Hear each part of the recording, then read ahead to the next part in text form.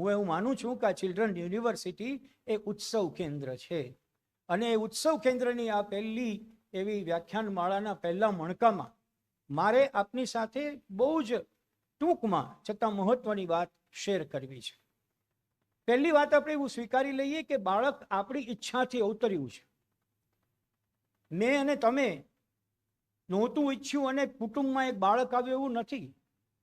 જ્યારે પતિ અને પત્ની નક્કી કરે છે, આપણા શાસ્ત્રો તો એવું કહે છે કે જ્યારે બંનેની લેવલેન્થ એક થાય છે, તરંગ લંબાઈ એક થાય છે, ત્યારે એક ભાવાવરણ બને છે અને એ ભાવાવરણમાં જે જાતીય સમાગમ થાય છે એ વખતે દિવ્ય બાળક જન્મે છે. આપણા શાસ્ત્રોમાં કહ્યું હતું તે ખોટું નહોતું. આપણી ઇતિહાસ કથાઓમાં ગાયું કે જીજાબાઈએ હાલરડું ગાયું અને શિવાજીની અંદર બધા શૌર્યના ગુણો આવ્યા. એ હકીકત છે, એના સામે શંકા કરવાની જરૂર નથી.